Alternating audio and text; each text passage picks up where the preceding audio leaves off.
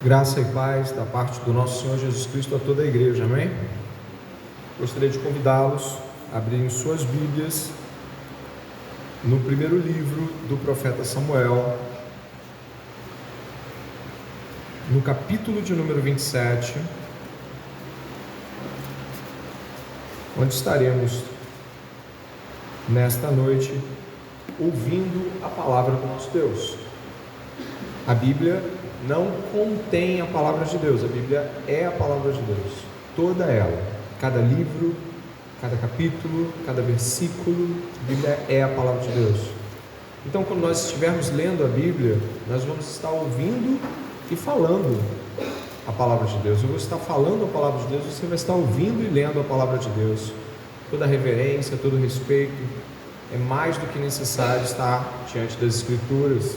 Havia uma igreja escocesa no período da Reforma, precisamente ali por volta do final do século XVI, que quando não tinha muitas Bíblias. Quando a Bíblia entrava na igreja, todos se levantavam. E ela ia até o púlpito, então quando ela era assentada, lida, todos se sentavam novamente. Tamanho respeito que se tinha e se deve ter pela palavra de Deus. Temos outras maneiras hoje de demonstrar respeito, mas certamente elas nunca são apenas internas, sempre são externas. Então a palavra de Deus está sendo lida, você está atento ouvindo ela. Capítulo 27. Eu estarei lendo o capítulo todo porque esse é um dos menores capítulos do livro Samuel, do livro do profeta Samuel, o primeiro livro. Estarei lendo todo ele, você por favor me acompanha, vai observando, vai já deixando no seu coração marcado a leitura. Palavra de Deus, primeiro livro de Samuel, capítulo 27, verso 1, diz assim: Davi disse consigo mesmo: pode ser que algum dia eu venha a perecer nas mãos de Saul. Portanto, não há nada melhor para mim do que fugir para a terra dos filisteus. Isto para que Saul perca de todo as esperanças e deixe de me procurar em toda a terra de Israel, assim me livrarei das mãos dele. Davi se levantou e com os 600 homens que estavam com ele foi até Aquis, filho de Maoque, rei de Gate. Davi ficou morando com Aquis na cidade de Gate, ele e os seus homens, cada um com sua família. Davi foi com as suas duas mulheres, Ainoã, a Jezreelita, e Abigail, a viúva de Nabal, a Carmelita. Quando Saul foi avisado de que Davi tinha fugido para Gate, desistiu de o perseguir. Davi disse a Aquis: se encontrei favor em sua presença, dê-me um lugar numa das cidades do interior para que eu more ali, porque este seu servo ficaria morando com você na cidade real. Então naquele dia Aquis deu a Davi a cidade de Ziclag. Por isso Ziclag pertence aos reis de Judá até o dia de hoje. E todo o tempo que Davi permaneceu na terra dos filisteus foi 1 ano e 4 meses. Davi ia com os seus homens e eles atacavam os Gesuritas, os Gezitas e os Amalequitas, porque estes eram os moradores da terra, desde Telã, na direção de sul, até a terra do Egito. Quando Davi atacava aquela terra, não deixava com vida nem homem nem mulher, e tomava as ovelhas, os bois, os jumentos, os camelos e as roupas. Então voltava e vinha para junto de Aquis. Quando Aquis perguntava: quem foi que você atacou hoje? Davi respondia: ataquei o sul de Judá, o sul dos Jaramelitas e o sul dos Queneus. Davi não deixava com vida nem homem nem mulher para os trazer a Gate, pois dizia: para que não nos denuncie, dizendo, é assim que Davi fazia. Este era o seu modo de agir durante todo o tempo em que morou na terra dos filisteus. Aquis confiava em Davi, dizendo: ele levou o seu povo de Israel a odiá-lo de verdade, e por isso será meu servo para sempre.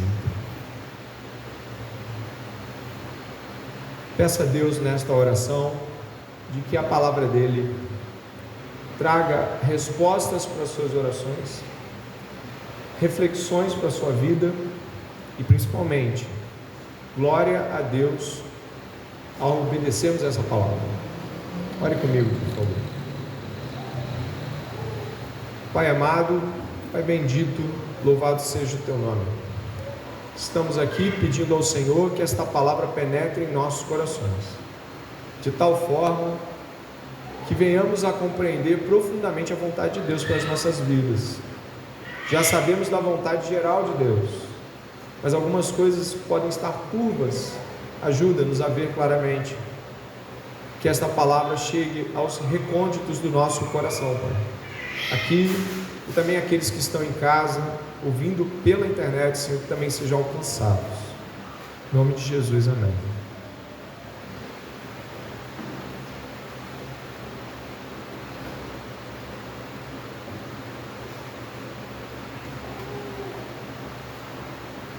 Antes de pedir que meu irmão coloque a frase que eu pedi a ele, estava lendo artigos sobre aspectos da vida humana que são comuns a todo mundo: paciência, impaciência, desafios com espera e coisas desse tipo. Isso todo mundo passa. Não tem ninguém na face da terra, em qualquer época, em qualquer tempo, que não passe desafios que tanjam a aspectos como esperar, de que modo respondemos ao tempo de Deus e coisas desse tipo. Eu estava vendo um artigo de uma advogada, ela é colaboradora do Desiring God, o site que John Piper e outros colaboradores fizeram, que aglutina boa parte do ministério do John Piper. Ela estava falando sobre como ela lidava em sua vida com aspectos referentes à espera e como ela reagia a essa espera que Deus dava a ela.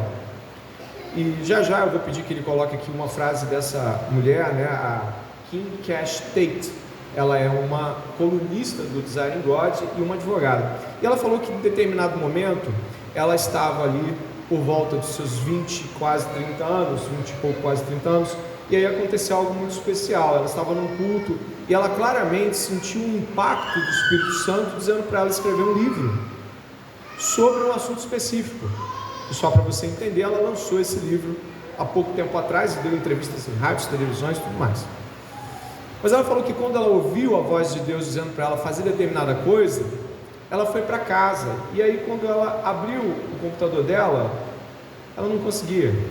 Ela olhava para as tarefas, olhava para o trabalho dela, bastante exaustivo, ela ia e voltava e chegava tarde, tinha dificuldades de ter tempo para aquilo que ela considerava ser o chamado de Deus, para aquele aspecto específico da vida dela.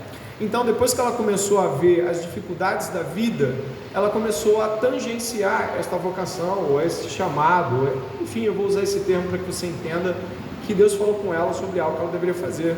E ela começou a falar, olhando para a sua própria vida, que não deveria fazer aquilo, e se questionando, né? Eu posso dar um artigo para você ler depois todo, muito interessante, se questionando se de fato Deus havia falado com ela sobre isso, se deveria fazer mesmo. Aconteceu que ela começou a perceber que ela estava mais preocupada com a falta de tempo, com os desafios da vida dela e com o modo com que ela deveria esperar o tempo exato no qual esse livro que Deus pediu para ela escrever fosse lançado, que ela percebeu que estava negligenciando a presença de Deus. Sabe quando estamos tão preocupados com as nossas vidas e como elas vão, qual o curso que elas vão tomar? E às vezes isso é ministerial, tá? Isso também é ministerial, isso acontece também em vocações ministeriais, que nós não conseguimos perceber que a coisa mais valiosa, e aí ela ressalta no seu artigo, é que nós deveríamos estar buscando a presença de Deus, intimidade com Deus, em meio à espera. A espera e o desafio que a espera de Deus nos dá, deveria ser um tempo de aprofundamento de intimidade, ao invés de questionamento. Por que Deus me pediu para fazer uma coisa que eu não estou conseguindo fazer? E aí a frase dela, na verdade, uma frase longa, né? Mas muito interessante sobre isso, é essa aqui: eu gostaria de ter sabido antes que a intimidade com Deus é mais importante do que o meu senso de chamado de Deus para fazer alguma coisa, que quando Ele nos chama para esperar, Ele nos aproxima de si. Meu eu mais jovem teria abraçado minha época de espera, em vez de deixá-la frustrada, se ela tivesse feito da intimidade com Deus a coisa principal. muito pertinente a fala dela, e nós vamos estar hoje refletindo sobre um tempo da vida de Davi, em que Deus tinha dado algo para ele. Você sabe o que era? Ele ia ser o rei. Mas olhando para a vida de Davi e para todo aquele desafio que ele vivia, a mente dele devia estar confusa. Como é que essas coisas vão acontecer com a vida que eu vivo, com tudo que está acontecendo comigo? O capítulo 27, assim como a frase dessa mulher que diz que ficou desnorteada com Deus me pediu para fazer uma coisa, mas a vida parece me pedir para fazer outra. Assim como esta mulher, Davi teve um desnorteamento. O capítulo 27 marca um desnorteamento de Davi. E é algo assim que, ao estudar, você fica até um pouco assustado em como as coisas chegaram a determinado ponto. Davi está fugindo de Saul há alguns anos, severos anos, como você sabe. A gente está estudando capítulos, mas isso não são capítulos, são anos de uma jornada de busca de Saul pela vida de Davi, para matá-lo.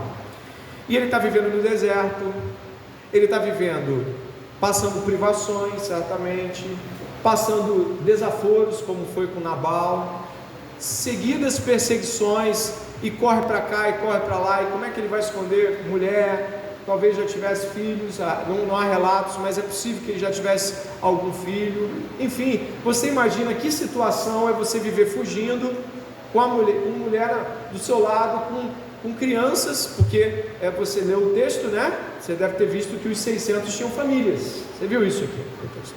Famílias, e você está fugindo. Você está fugindo sem determinado fim de tempo para isso. Mas em particular, os irmãos que estão acompanhando esta jornada de Davi pelo deserto, pelo deserto da vida também, devem ter percebido que Davi tem dado alguns declínios de fé. O corte na orla do vestido de Saul foi um problema. Aí você tem tentações que se seguiram. Se você olhar aqui, você vai vendo ele quase que mata todo mundo na casa de Nabal. Você se lembra disso, lembra? Então a gente esteve diante desse. Davi falou até assim: nossa, eu ia derramar sangue. Você lembra do texto bíblico? Ele estava prestes a dizimar, fazer uma chacina enorme na casa de Nabal. Mas o capítulo 27 mostra um grande declínio de Davi. É um momento de fragilidade. O segundo livro de Samuel, ele fala de um momento onde Davi estava bem. Davi estava ganhando todas as guerras, o povo estava unificado no segundo livro de Samuel, e ele teve um terrível declínio moral com Batseba e com o assassinato de Urias. Todos conhecem essa história. Davi estava bem e caiu. Agora você está diante de um Davi que está mal, está fragilizado devido à pressão sobre ele, e aí tem mais um declínio. Esse é um declínio poderoso, forte e terrível. E eu gostaria que você já começasse a pensar, logo nesta primeira parte da nossa reflexão sobre esse sermão, de que tanto no futuro Davi vai cair em uma posição que está bem, está muito bem até, quanto agora ele também vai declinar numa posição em que está frágil. Significa que nós estamos propensos a determinados tipos de declinação da nossa postura de fé, tanto quando estamos bem, quanto quando estamos mal. E aqui nós temos um solilóquio de Davi. O que é isso? Ele está falando com ele mesmo. O verso 1 abre assim: Davi disse consigo mesmo. Em algumas versões, Davi falou com seu próprio coração. Você encontra também assim: Davi disse consigo mesmo: pode ser que algum dia eu venha a perecer nas mãos de Saul, portanto não há nada melhor para mim do que fugir para a terra dos filisteus, isto para que Saul perca de todas as esperanças e deixe de me procurar em toda a terra de Israel, assim me livrarei das mãos dele. O que acontece aqui? Davi conversa com Davi. Davi está conversando com ele mesmo. E nesse momento aqui, nós temos algo que está acontecendo pela primeira vez no livro de Samuel, porque todas as outras vezes, ou Davi falava com alguém, ou falava com Deus. Na maioria das vezes, você se lembra? E Davi foi consultar o Senhor. Neste momento aqui, Davi pensa consigo mesmo. E aí, ele não se aconselha, ou não chega a nenhuma relação com oração. Você sabe que tem um sacerdote com ele, que inclusive ele já pediu para trazer a estola sacerdotal mais de uma vez para consulta. Eu só quero deixar a parte que Davi tem condições de consultar o Senhor, para que você entenda que nós estamos diante de alguém que está consultando a si mesmo. E aí, o que acontece com Davi é que ele vai fazer algo que é marca de Saul. Sim, Saul pensa consigo mesmo. Se você abrir o capítulo 18 depois, você pode abrir agora depois, mas eu não vou fazer a leitura, mas Saul também faz esses movimentos. Ele pensa, penso eu, então Davi não vai mais me aborrecer. Então Saul faz essas coisas, capítulo 18, verso 16. Saul pensa consigo mesmo, isso é um traço de Saul, ele não consulta o Senhor. E o que acontece é que Davi chega a uma conclusão, que é: pode ser que algum dia eu venha a perecer nas mãos de Saul. Essa é a versão mais branda de todas as traduções. Algumas afirmam certamente, algumas dizem talvez, pode ser. Sabe o que está acontecendo? Davi está considerando que algo vai acontecer com ele, ou pode acontecer, a tal ponto de tomar uma decisão. Isso é muito importante, porque a gente já começa aqui com uma afirmação que contradiz todas as afirmações bíblicas acerca da vida de Davi. Você sabe quais são, né? A começar, ele será o rei de Israel. Quem falou isso não foi Davi, e nem Davi para si mesmo. Quem falou isso foi o profeta Samuel, que disse que ele seria o rei. Na verdade, até seus inimigos confirmam isso, como Saul confirmou há 2 capítulos atrás. Davi está duvidando, ainda que não tenha autoconsciência do que está fazendo, ele está duvidando a ponto de se colocar em uma posição, ignorando que Deus o havia guardado extraordinariamente de tudo. Existem momentos onde claramente Davi vai morrer, e aí Deus vai e desvia o exército de Saul, coloca inimigos para Saul procurar. Nesse momento aqui, a consideração de Davi ignora a segurança que Deus tem dado a Davi até então, ignora que Deus tem sido por Davi, e mais, ignora a grande promessa feita a seu respeito. Tem palavra de Deus e tem providência. Existe então diante de Davi um cenário anterior de profecia para ser cumprida, você está entendendo isso? E providência tendo sido vista até então. Ele viu Deus cuidando dele, e ele viu Deus falando para ele. E nesse caso aqui, Davi, considerando com o seu próprio coração, tomando conselho consigo mesmo, pôs em xeque se continuaria vivo diante das constantes perseguições de Saul. O que acontece é que a frase que vem em seguida é uma frase também muito complicada. Dê uma olhada, por favor. Portanto, não há nada melhor para mim do que fugir para a terra dos misericórdia. Ele está dizendo que não há nada melhor para ele do que ir para a terra dos inimigos. Você lembra de Golias? Ele era o quê? Você lembra quando Davi se fez de maluco diante de Aques? Porque Aques viu a espada de Golias na mão dele e falou: o que é isso? Ele começou a babar e fingir que era louco para sair. Ele está indo para a terra dos inimigos.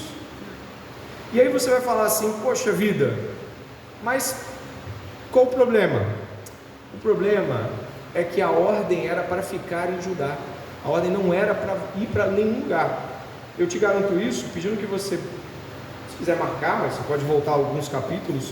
Capítulo 22 é um capítulo marcante, onde você vai encontrar no verso 5 uma situação extremamente parecida.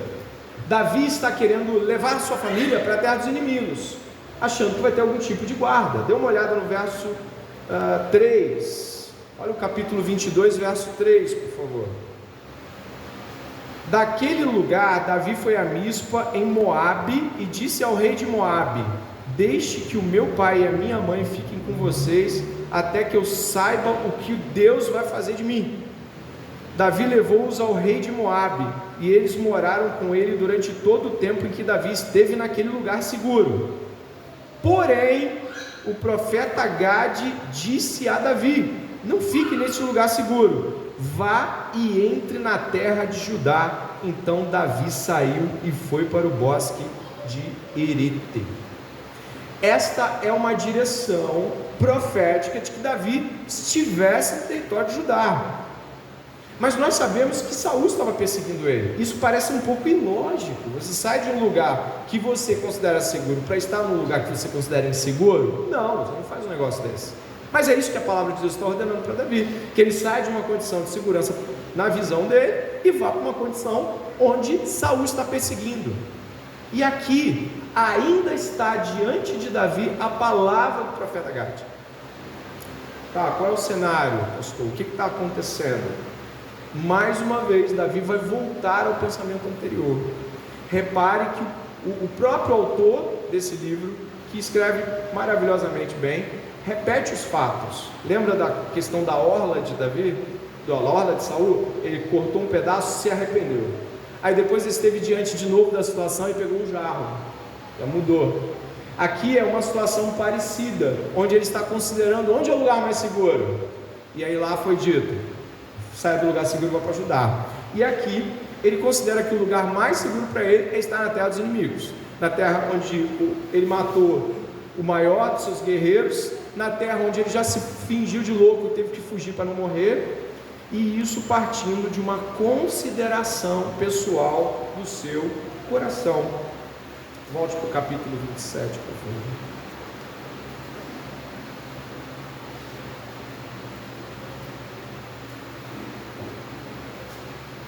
Como sabemos, Samuel já morreu há um tempo, e o povo ainda pranteia, segundo o capítulo 28, verso 3, o povo ainda pranteia, ou já pranteou e sepultou Samuel.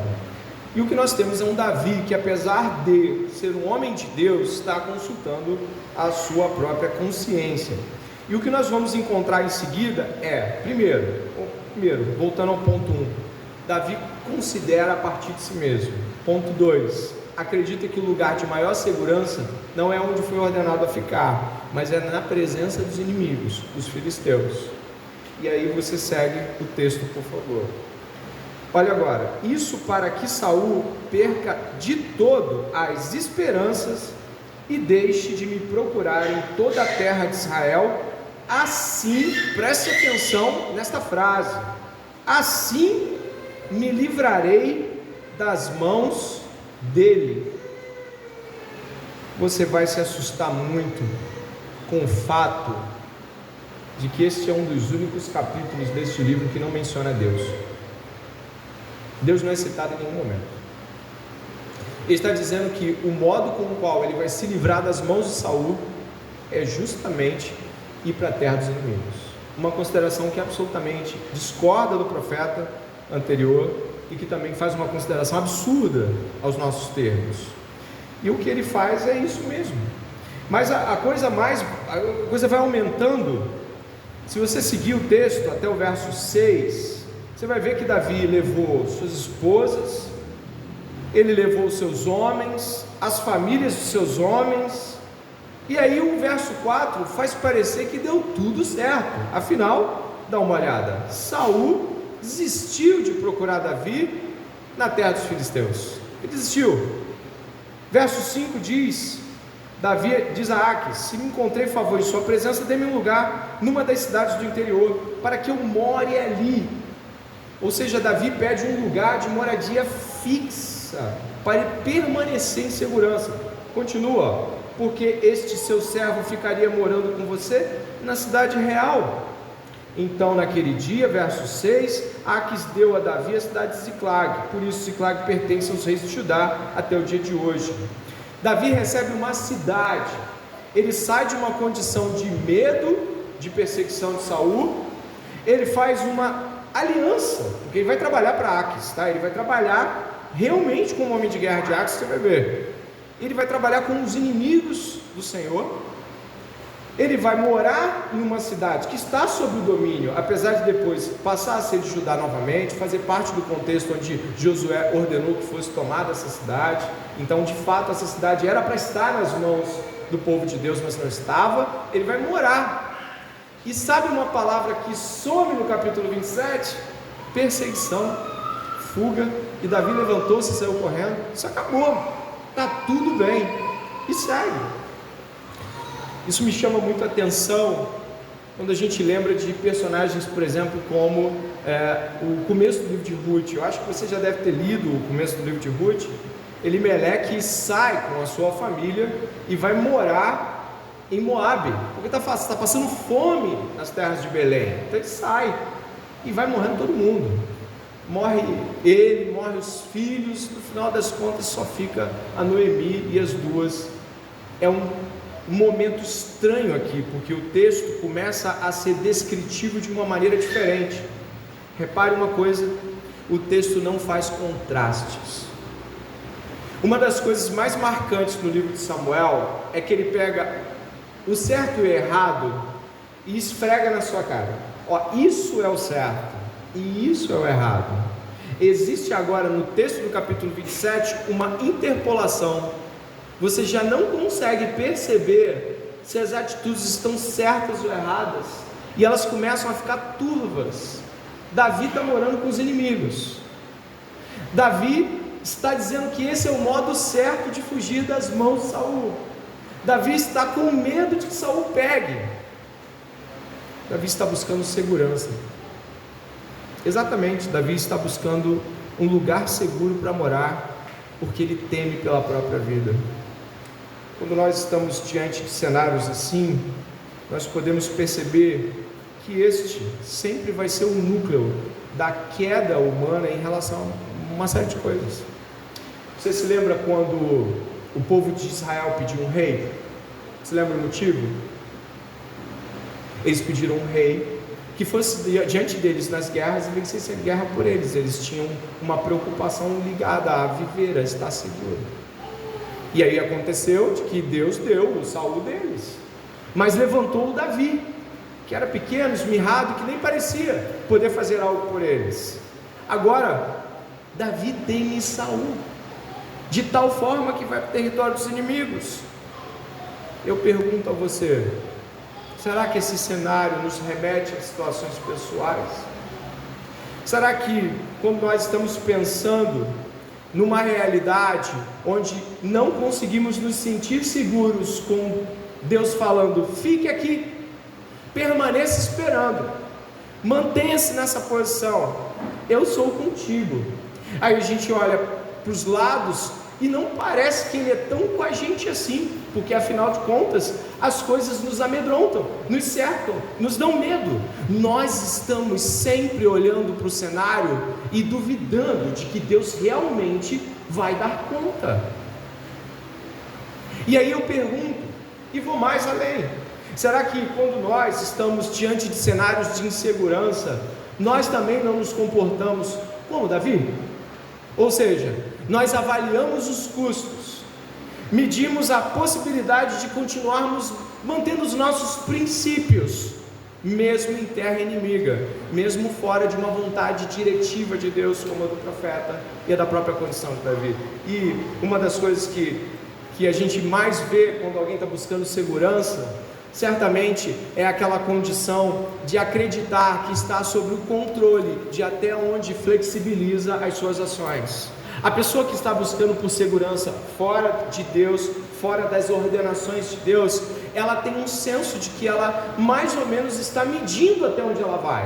Ela está fazendo, sabe, uma medida de, olha, não é isso. Eu sei que eu não vou dar uns exemplos, eu sei que eu não vou estar presente tanto na igreja, eu sei que eu não vou estar tanto na comunhão dos irmãos, eu sei que, sabe aquelas coisas que a gente fala, mas, poxa, se eu tenho que botar comida no prato, eu tenho que manter as coisas. Como é que vai ser no futuro? Você acha que vai cair do céu? Como é que eu vou viver com o quê? Como? Onde? Nós também buscamos por segurança, talvez não fugindo de Saul, mas fugindo do desemprego, fugindo de outras coisas que tememos que nos cerquem e nos estrangulhem. E aí, nós começamos a pensar e considerar que estar em território inimigo, mantendo os princípios firmados, como você vai ver, não é de tão mal assim. Sabe o que vai acontecer? É que Davi se refugia em Ziclag. E aí você está pensando, mas e aí, o que acontece? O que ele faz? Perceba a partir do verso 8. Davi ia com os seus homens, e eles atacavam Gesuritas, Gesitas e Amalequitas, porque estes eram os moradores da terra de Telã, na direção do sul, até a terra do Egito. Poxa, pastor, que bênção! Está cumprindo a ordem de Deus, está atacando cananeus, e está tudo bem. Uma das coisas que ficava muito clara, e você deve lembrar disso se você se lembra um pouquinho de Josué, é de que quando Deus ordenava que algo seja feito em nome dele, era muito claro o pavor que os inimigos sentiam do nome do Senhor, a ponto de Raabe falar assim: me leva, porque eu sei que o que vai acontecer aqui em Jericó é terrível, me leva. Era claro que era em nome do Senhor, era óbvio que ele estava fazendo aquilo, aquela guerra santa em nome de Yahvé. Repare o contexto que você vai ver aqui agora, por favor. Olha só, Davi ia, invadia as cidades que estavam cheias de cananeus, e você fala assim: está fazendo a obra de Deus, glória a Deus. Mas olha o que vai vir aqui em seguida. 9. Quando Davi atacava aquela terra, não deixava com vida nem homem, nem mulher, e tomava as ovelhas, os bois, os jumentos, os camelos e as roupas. Então voltava e vinha para junto de Aques. Quando Aques perguntava: quem foi que você atacou hoje? Davi respondia: ataquei o sul de Judá, o sul dos Jeramelitas e o sul dos queneus. Ele não diz que atacou cananeus, a tal ponto de Aques falar o que ele disse aqui no final do verso 12. Por favor, leia comigo em voz alta na sua Bíblia. Aques, leia comigo: confiava em Davi, dizendo: ele levou seu povo de Israel a odiá-lo de verdade, e por isso será meu servo para sempre. Opa, aconteceu alguma coisa aqui.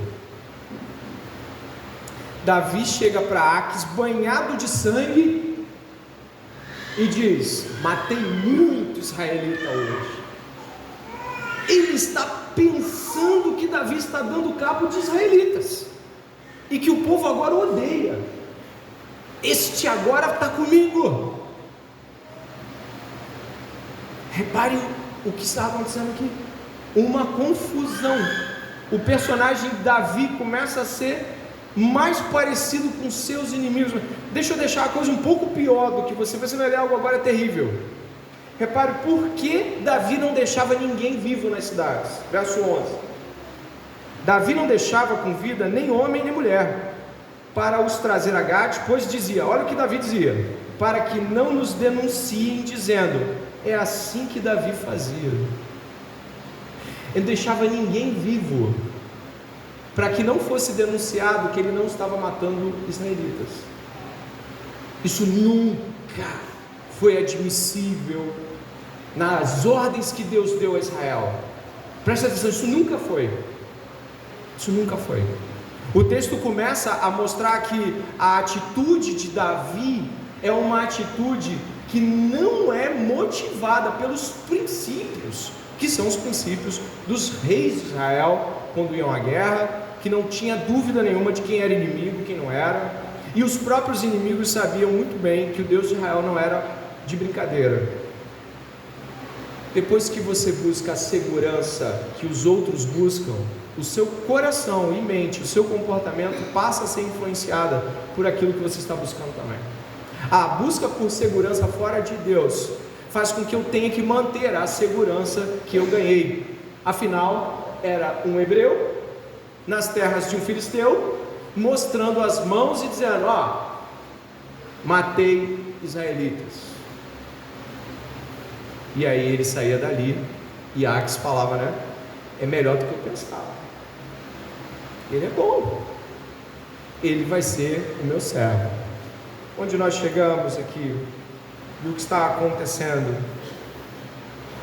Francis Schaeffer falava uma coisa muito interessante: se você fizer a obra de Deus, faz do jeito de Deus.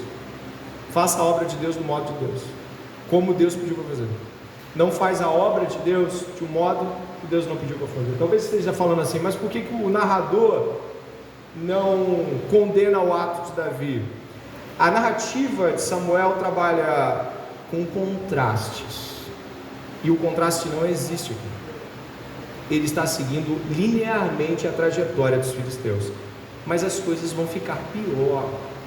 E antes que elas fiquem pior, que a gente vai ler de que modo elas ficam pior, é importante que nós possamos refletir de que a escalada de Davi começou de um pensamento sobre si mesmo, de como ele devia fazer, sem nenhuma consulta ao Senhor, partindo para uma relação difícil, esquisita, estranha a qualquer hebreu, de morar com os inimigos e se relacionar e fazer aliança com eles, e em seguida matar o que aparentemente podia ser em nome do Senhor, já que a gente poderia pensar em Josué como um exemplo de extermínio de cananeus, mas aqui você não consegue definir que é por isso. Por que ele está matando essas pessoas? Será que ele está matando para manter a aparência com Aques? Afinal, ele não está deixando ninguém vivo. Para manter a segurança que nós buscamos sem Deus, nós vamos pagar caro e vamos cada vez mais estar buscando silenciar aqueles que podem de alguma forma denunciar o nosso ato. Isso acontece lá na frente depois. Você se lembra com Urias? Por quê? Ele matou Urias porque Urias obviamente veria sua esposa grávida, e ele colocou Urias na frente de batalha e pediu para Joabe fazer o serviço acontecer. Davi estava lutando contra a espera de Deus. Davi estava lutando contra aquilo que Deus tinha para ele, que era esperar em Deus diante do desafio que era Saul. Deus nunca abandonou Davi, e Deus nunca te abandonou, nunca me abandonou, e nos deu prova de segurança a vida inteira, eu e você. Nós vemos como Deus guarda nossos corações e mentes e vida, e ainda assim, muitas vezes buscamos nos segurar, fazendo da nossa vida um grande plano financeiro seguro, um grande plano relacional seguro, um grande plano de segurança para o futuro, e nos rendemos à busca dos ímpios. O que vai acontecer daí para frente é talvez uma das cenas mais complicadas do capítulo do livro de Samuel, que está no capítulo 28. Dê uma olhada, por favor. Verso 1: E aconteceu que naqueles dias os filisteus reuniram seus exércitos para a guerra, para lutar contra Israel. Então Aques disse a Davi: Fique sabendo que você irá comigo para a batalha, você e os seus homens. Então Davi disse a Aques: Assim você saberá o quanto este seu servo pode fazer. Aques respondeu: Por isso você será meu guarda pessoal para sempre. Ele não estava matando os israelitas? Então vamos. Davi dá uma resposta dúbia. Repare que ele não consegue dizer não de forma alguma, mas também não deixa de dizer alguma coisa que parece que ele vai estar com Aques. Claro que eu não vou dizer o que vai acontecer, porque isso faz parte do próximo pregador, já entra em outra narrativa, mas o que eu quero deixar para você é a escalada terrível que Davi teve que viver. Não é a primeira vez que Davi mente. Nós vemos Davi mentir em outras ocasiões, pedindo para Jonatas falar coisa para o pai que não era. Aqui Davi está mentindo para Aques, e agora a mentira se estabelece de tal forma que ele vai ter de viver a mentira se ele quiser continuar mostrando para Aques que está com ele. o autor bíblico mostra uma resposta dúbia de Davi. Eu não posso inferir que Davi ficou branco, frio, estatelado, mas eu posso te dizer que a resposta de Davi não é conclusiva. Ela não faz parecer que é mais ou menos, aí você vai ver. Até mesmo no texto original em hebraico, vendo alguns comentaristas falar assim, não dá para definir, Davi está dizendo que vai, ou que ele vai ver que ele não vai, o que é? Para Aques ficou o quê? Ele vai comigo. Tem nesse texto aqui, exatamente no verso 2 do capítulo 28, a palavra em hebraico é algo como: você é o guarda da minha cabeça. Literalmente é: você é quem vai guardar a minha vida, você está responsável pela minha vida. Aques está acreditando nas mentiras de Davi também. O autor bíblico então nos traz lições aqui que são importantes pra caramba. A primeira é que não tomar conselho com o Senhor nos leva a considerar a partir das circunstâncias. Ou seja, o que diz como devo agir está ao meu redor.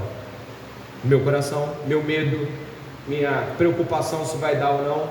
Ou seja, quem disse para Davi se a coisa ia para um lado ou outro foi a circunstância. Ignorou a palavra profética de Samuel que dizia: tu vai ser rei, você vai ser rei, não tem como ser morto. E ignorou a palavra do profeta Gade que diz: fique em Judá. As duas palavras foram deixadas para lá. Ele disse: a melhor coisa que eu tenho para fazer é ir morar com os filisteus. Lá ele ainda pede uma cidade. Exatamente quando a gente vê esses movimentos na Bíblia, Caim, por exemplo, Deus disse para ele não se fixar, que ele seria errante, para ele não ficar em lugar nenhum. Ele pegou a mulher dele, levou e montou uma cidade. O estabelecimento geralmente traz uma espécie de percurso anterior, para que nós possamos lembrar de outros personagens. Outro ponto importante, relembrando para ir para o final: nós estamos diante de alguém que está buscando segurança, está com medo, e nós somos pessoas que buscam segurança. Portanto, devemos refletir se nós buscamos segurança e a resposta é o nosso coração, o nosso medo e tudo mais que nos cerca. Em seguida, gostaria de mostrar para você que a escalada de quem busca segurança no mundo é mantê-la a todo custo. Teve que matar um monte de gente por motivos pífios, uma carnificina que não se explica. Estava matando por quê? Ninguém sabe. E depois teve que manter essa mentira tão firme, a ponto de até o seu inimigo acreditar que ele estava com ele, e dizer: vamos matar os israelitas. Isso é impensável. Sabe o que me lembra essa cena? Talvez você se lembre também: o final de Juízes. No final de Juízes, a tribo de Benjamim puxa a espada para matar os outros. Aqui o cenário está tão confuso que nos remete ao passado, onde não havia um rei sobre Israel.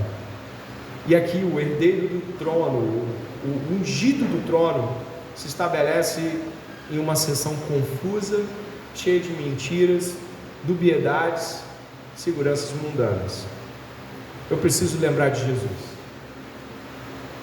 Não é Davi ou eu e você apenas que foi tentado a não se estabelecer apenas nas promessas, mas em alguma coisa que a gente possa fazer com nossas próprias mãos. Jesus Cristo, quando ele contou para os discípulos de que ele iria padecer, e ele disse: o Filho do Homem vai ser colocado nas mãos dos príncipes e farão dele tudo o que quiserem. Sabe, Pedro ficou num estado desesperador, chamou Jesus para um canto e repreendeu. É assim que o texto bíblico diz: foi repreendido, que isso nunca se faça contigo. Sabe o que Jesus falou? Longe de mim, Satanás, não cogitas as coisas de Deus, mas do mundo, a segurança do mundo, o que o mundo teme. Quando ele foi feito, quando ele dividiu a comida, os peixes e os pães, tentaram fazê-lo rei. Ele fugiu da segurança da ovação e do estabelecimento a partir dos homens. Quando estava prestes a ser morto, Pilatos olhou para Jesus e disse: você não sabe que eu tenho poder para te livrar, para te soltar, para te matar até? E Jesus disse que ele não teria poder nenhum se do céu não fosse concedido. A frase simples: quem toma conta da minha vida é o meu Pai. Você não tem poder que seja por você mesmo. Tudo que você puder fazer vai ser Deus que vai apontar para você fazer. Jesus não se viu inseguro por um motivo muito simples: a vontade de Deus bastava para ele. A vontade de Deus basta para o crente. A vontade de Deus deve ser obedecida porque ela é boa, agradável e perfeita. A vontade de Deus para Davi também era boa, agradável e perfeita, inclusive difícil, como de todo crente, ser perseguido, passar privações e dificuldades por anos. Nós muitas vezes estamos fugindo de responder com a palavra às tentações por segurança mundana e nos cercamos das nossas próprias respostas. Eu apelo aqui, antes de fazer a oração final, de que você considere que está aqui hoje sendo trazido por Deus para refletir sobre sua busca por segurança e para onde ela está te levando. Para que lado o teu senso de eu consigo fazer com que a vida fique mais segura tem tomado seu coração. Não existe segurança fora de Deus, não existe segurança fora da vontade de Deus. Uma coisa é certa: o pecado não pode ser controlado, o pecado ele não consegue ser domado. Algo que você faz pensando que consegue conter até certo ponto, vai se extrapolando a um ponto de você mesmo se confundir com seus próprios inimigos. E hoje, esta noite, eu peço e apelo que você reflita sobre se a sua segurança está de que Jesus Cristo foi morto e ressuscitou ao terceiro dia e que fez promessas profundas sobre nós, ou se é uma segurança baseada nos seus concursos, nas suas provas, no seu dinheiro, no seu trabalho, no seu carro. Não sei o que você se segura, mas isso se desfaz. Eu espero que essa mensagem traga ao seu coração a certeza absoluta de que segurança só em Deus. Ore comigo neste momento.